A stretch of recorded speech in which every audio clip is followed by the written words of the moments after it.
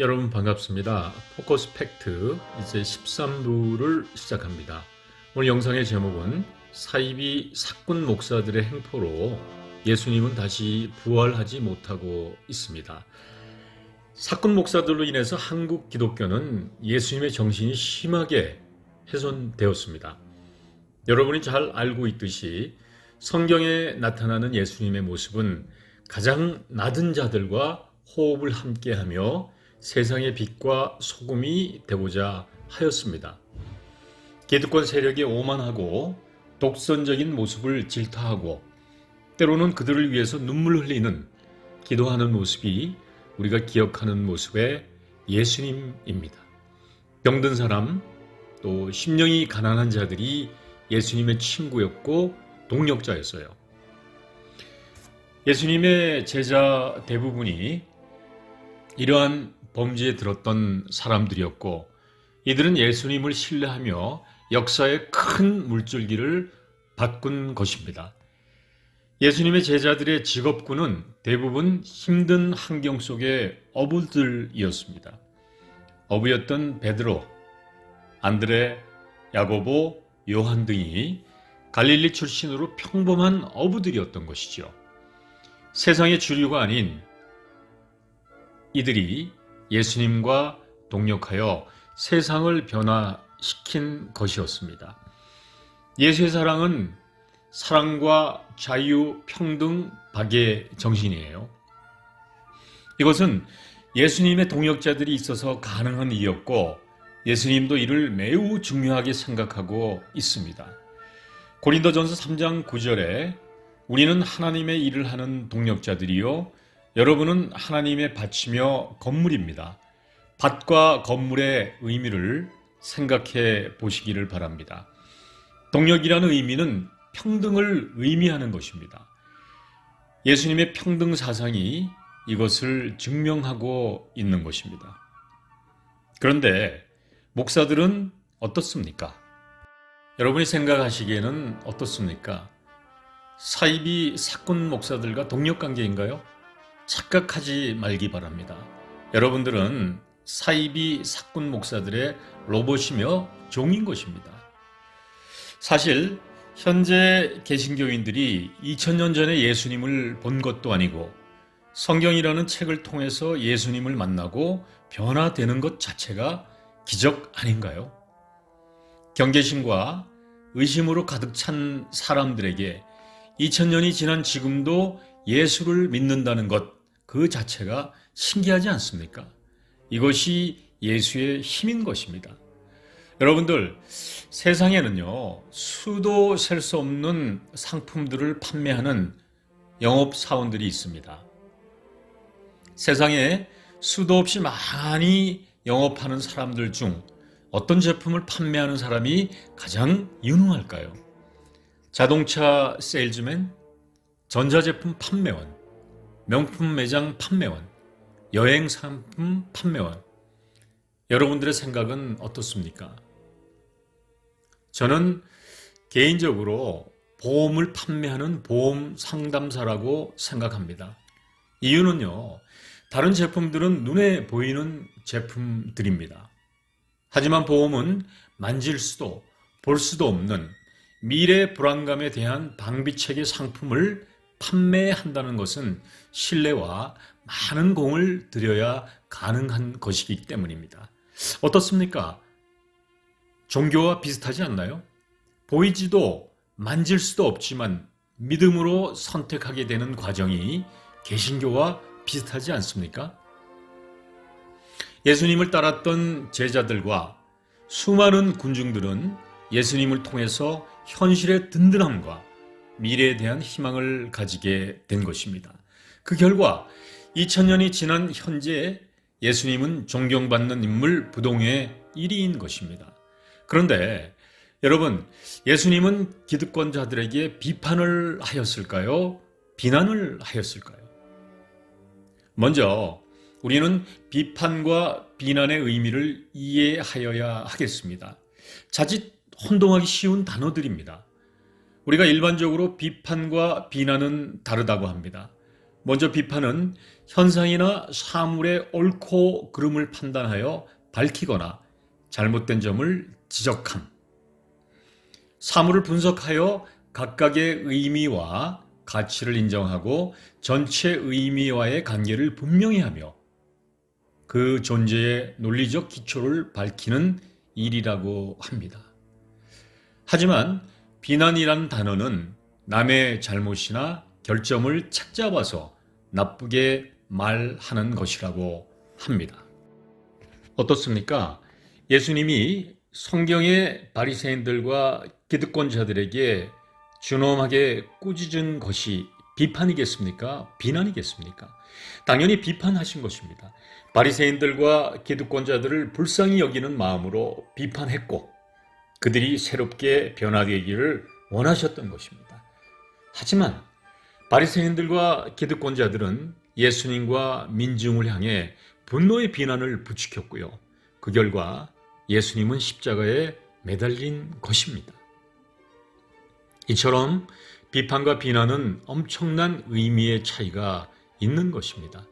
비판은 옳고 그름에 대한 이성적 논거를 마련하고 긍정적 결과를 도출하는 것이며 비난은 분노를 표출하여 세상을 어둡게 만들고 공격적 형태로 이어지게 하는 것입니다. 지금 한국 교회처럼 개신교 역사의 좋은 유산과 예수님의 정신이 심각하게 훼손된 적이 없습니다. 한국 교회의 가장 큰 문제는 비판에 대한 겸허한 수용 인지의 부족이 아닌가 생각합니다. 가장 큰 원인은 사꾼 목사들의 금전에 대한 과도한 집착, 부패와 권력욕, 명예욕이 한국 개신교를 예수님으로부터 멀리하게 하고 사람들이 교회로부터 멀어지게 하는 것입니다. 여러분, 혹시 레밍이라고 불리는 나그네 지의 자살에 대한 이야기를 아실 것입니다. 주로 스칸디아 반도 주변에 서식하는 이 레밍이 단체로 바다에 뛰어들어서 집단 자살을 하는 이유는 심한 근시 때문이라고 합니다. 즉, 눈이 아주 나쁘기 때문이지요. 지금 한국교회 모습이 레밍의 자살하는 모습이 아닌가 합니다. 사꾼 목사들을 따라서 무작정 지옥 불구덩이로 나아가는 교인들의 모습이 레밍과 같다는 생각이 저만의 생각은 아닐 것입니다. 레밍은 눈이 나빠서 혹은 개체수 조절을 위해서 자살하지만 우리들은 이성을 겸비한 인간들입니다. 적어도 예수님의 정신세계를 이해한다면 이제라도 사이비 사꾼들의 마수에서 벗어나시기 바랍니다.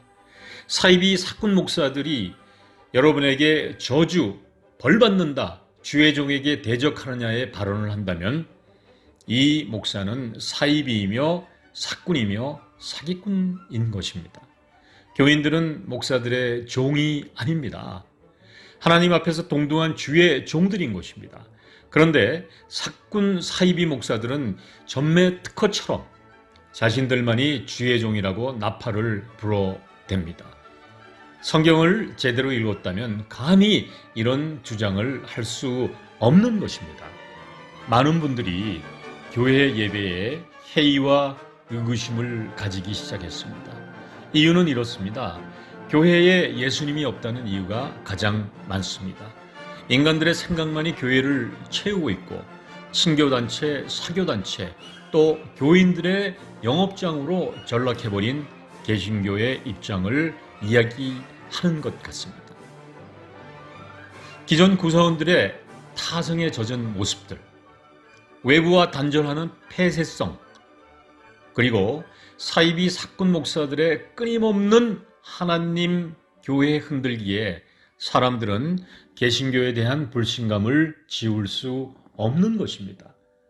통계에 따르면 한국 교회의 90% 이상이 교회 분규에 휩싸인 적이 있다고 합니다.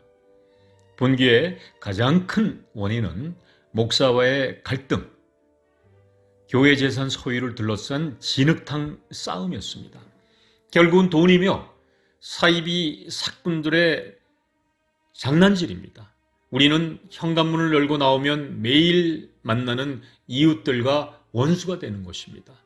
이러한 일들로 인하여 많은 개신교인들이 교회를 떠나고 있습니다. 지금 한국 개신교가 변화되지 않으면 머지않은 시기에 한국 개신교는 사라질 것입니다.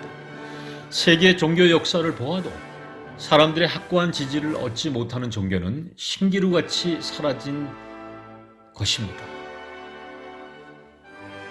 지금 한국 개신교는 사이비 사꾼 목사들로 인해서 샤머니즘의 꼭지점에 와 있습니다. 지구상 그 어떤 나라도 경험해보지 못한 한국 개신교의 변형된 모습이 사이비 사꾼 목사들의 큰 업적입니다. 교인들이 사이비 목사들의 종이 되어버린 기형 개신교가 한국 개신교입니다. 종교가 부패하면 국가의 도덕적 보루가 없어지는 것입니다. 사이비 사꾼 목사들이 하는 짓거리들이 이제는 온전히 우리들의 부끄러움이 되어 버렸습니다. 사이비 사꾼 목사들이 예레미야 17장 11절에서 13장을 읽고 처절한 회개를 했으면 좋겠습니다. 부정한 방법으로 돈을 모아 부자가 된 사람은 자기가 낳지 않은 알을 품고 있는 자고새와 같아서 언젠가는 그것이 자고새를 버리고 날아가 버리듯 그의 부도 조만간에 그를 떠날 것이니 결국 그는 어리석은 자가 되고 말 것이다. 우리의 성소는 영광스러운 보좌와 같아서 처음부터 높은 산 위에 서 있습니다. 이스라엘의 희망이신 여호와여, 주를 버리는 자는 모두 수치를 당할 것입니다. 여호와를 떠나는 자들이 흙에 기록된 이름처럼 사라질 것은 그들이 생수의 셈이신 여호와를 버렸기 때문입니다. 당부합니다. 교회 직분자들이 이제는 성경을 더 많이 읽고 깨어 있기를 바랍니다. 마태복음에 보면은요, 항상 깨어 있으라 합니다. 깨어 있는 자는 주님의 기쁨에 동참한다고 합니다. 신학에 깨어 있으라라는 문구가 22번 등장합니다. 깨어 있다는 것은 중요한 것입니다.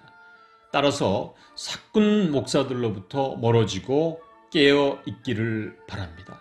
가정을 지키고 견고한 믿음을 지키시기 바랍니다. 감사합니다.